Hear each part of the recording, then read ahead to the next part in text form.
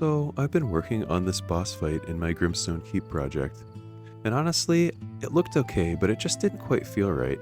Like, it worked technically, but it felt chaotic, kind of spammy, and there really wasn't any strategy to it.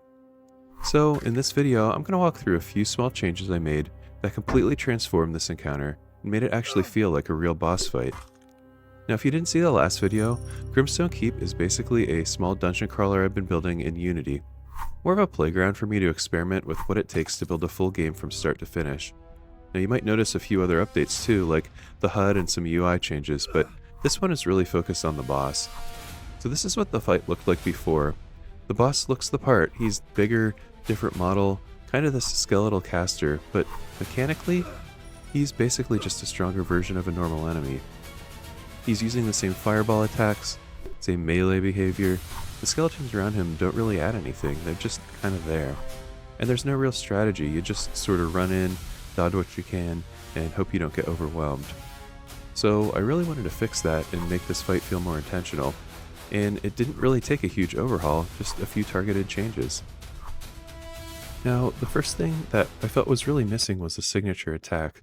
Right now, as you can see, the boss is just basically using the same abilities as every other enemy. So I added a new attack, a fireball barrage. Instead of firing a single projectile, he now channels for a couple seconds and sends out a stream of fireballs toward the player. Under the hood, this is really just a second cast animation in the animator that he can trigger between his normal attacks, but from the player's perspective, it immediately makes him feel more unique. Let's see how this plays out.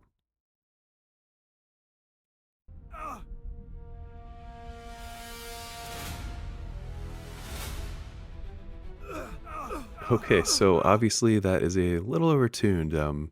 Does quite a bit of damage and took me out instantly. So let's reduce the damage and see how that feels. Okay, so that definitely feels a little bit better, but there was still a bigger problem. The fireballs were stunning the player, so if you got hit once, you were basically stuck in the line of fire, and that just feels unfair. So I removed the stun from the barrage entirely. Now, even if you get clipped, you still have a chance to react and get out. That turns it from a guaranteed death into something that you can actually play around.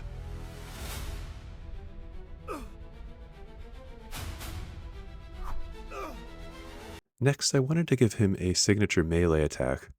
Right now, he just walks up and does this basic swipe, which it's pretty dull.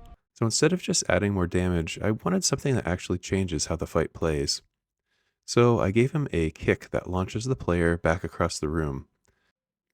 So I found this kick animation on Mixamo, and let's just go ahead real quick and see how this looks on our skeleton character here. So I've got it in the animator controller, and I'm just going to apply it now. And yeah, that looks almost perfect, exactly what we're looking for here. So let's see how it pans out. So now it's doing two things at once. It deals damage, and it pushes you out of melee range, which is exactly where he wants you to be, so he can start casting again. Now, I really wanted this to be a significant effect, so let's crank up the knockback distance to something like 10. And yeah, that's more like it, so he's knocking you clear across the entire room. So instead of just hitting harder, the boss is now controlling your positioning. You can't just stand there and trade hits anymore, you actually have to pick your moments. The last big improvement was how I handled the additional enemies. Before, they were just kind of there, not really adding much to the fight. So instead, I turned them into waves that trigger at specific health percentages.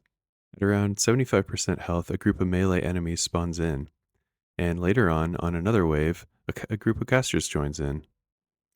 The other thing I wanted to add was a health bar overlay on the top of the heads-up display to kind of give an indication of the boss's health and when the waves were going to hit. So let's see how this all came together. Now, as you can see here, a couple of things are going on. The heads-up display shows the boss's health bar on the top there, and I actually also had the trigger make the door close behind the player. That way, there's no way to really escape.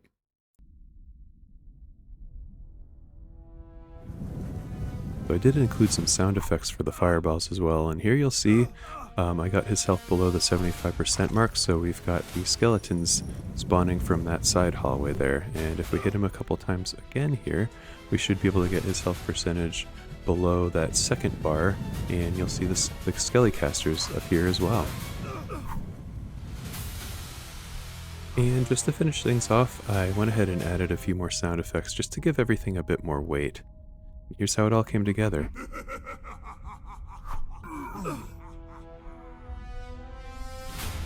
So yeah, after a few relatively small changes, it completely changed how this fight really feels. It actually feels like a boss now. Now, Grimstone Keep is an ongoing project I've been working on as I explore what it takes to build a full game from scratch, and I plan on releasing it on itch.io. Now, if you have any feedback, good or bad, I'd genuinely love to hear it.